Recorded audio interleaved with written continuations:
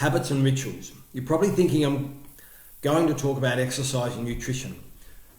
Well, they're important for progress, for a healthy, happy lifestyle, absolutely. But there is another form of habit that I want to discuss today, and that is our emotional habits, because they're overlooked sometimes. And what I mean by our emotional habits are the habits that we get into to feel a certain way, to have certain emotions when life throws its various curveballs at us, or when we're faced with the various issues of life, how we default to certain emotions, because that's the habit that we've trained ourselves to get in. And like any habit, habits can be good or they can be bad. They can serve us or they cannot. And if we're trapped and we're operating under some sort of bad emotional habits, it can leave us in this emotional prison that we can't even see ourselves often. But frequently, other people can see it because they can see us responding in a certain way and having certain feelings and emotions under various circumstances.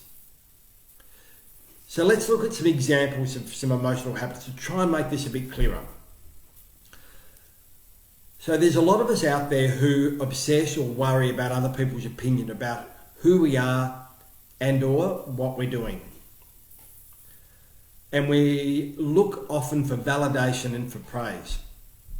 So when someone tells us no, or someone rejects us, when we've offered ourselves or a product or something to them, if we've developed this emotional habit to go straight into a feeling of victimization, for example, something like, well, they said no, so I mustn't be any good, or what I'm offering can't be any good.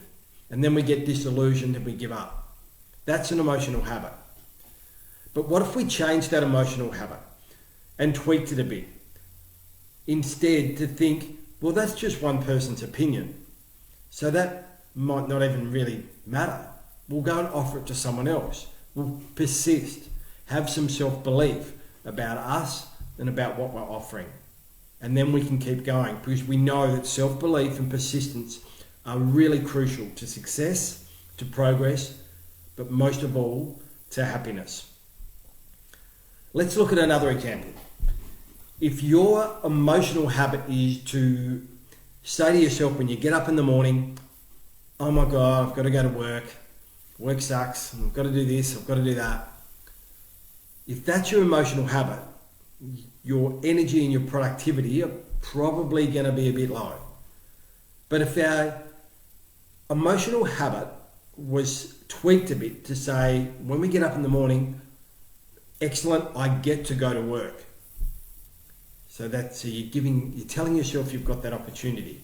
I get to go to work. I get to make an impact and an income where I go. See, just tweaking our emotional habits, how it can change our outlook. And when it does that, it changes our feelings, it changes our emotions. And when our emotions are changed, our behaviours are changed. And when our behaviours are changed, our results are changed. See, we're not getting the same old recycled results we're getting from those old crappy emotional habits. Now, it might only be small tweaks, but they do take a bit of work. Just like developing any habit about going to the gym 3 times a week or walking or eating good food. They take a bit of work and they take discipline. But if they get you closer to your goals, if they get you further down the track of progress, it's going to be worth it. If you want to discuss this any more, any of the habits that you might have and how you could tweak them, drop me a line, we'll get on it. Thanks guys, bye.